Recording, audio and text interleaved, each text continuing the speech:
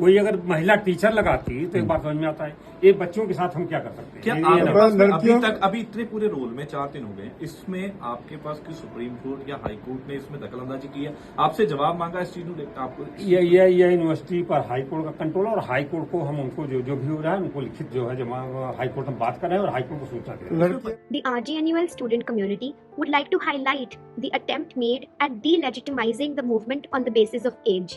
The VC discredits all the allegations based on his reasoning that consenting college-going adults do not have the right to bring out their allegations merely because of their age and occupation in the hierarchy of college structure. Various other inaccurate statements were made by the Vice Chancellor during the course of this interview.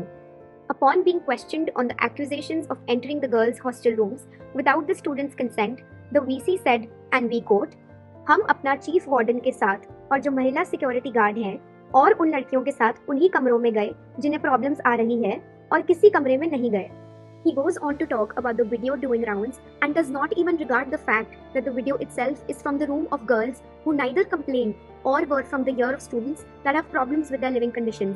Such a check could have been conducted by wardens or female faculty themselves if the purpose was to rectify the living situation. On being asked as to why he thinks the students are placing such importance on the incident, he says, "इसमें जो final year के विद्यार्थी हैं, उनका कोई involvement नहीं है। लड़कों के कमरों में हम गए नहीं थे। लड़के क्यों इसमें प्रॉब्लम कर रहे हैं? लड़कियों की प्रॉब्लम है, इसमें जो भी प्रॉब्लम है, हम उससे सॉल्व करने के लिए बातचीत करने का प्रयास कर रहे हैं। This incident is not, and no act violating consent ever, is only about those who have felt violated.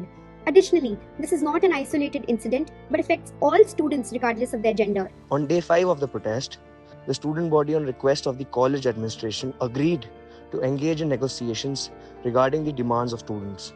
The tasks and the talks failed due to the lack of good faith of students towards authorities owing to the actions of VC falsely claiming to the media about end of protest, issuing fake statements regarding protest on the official social media handles of the university. The students staged a walkout in protest of the apathetic behavior of the college administration.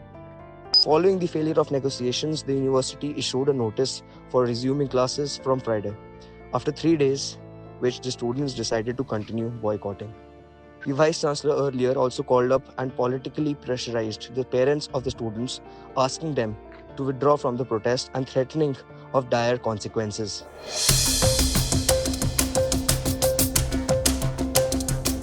The Punjab State Commission for Women, the chairperson of whom visited us yesterday, has now sent forth a representation of suo motu cognizance to the President of India. It has been CC'd to other authorities as well.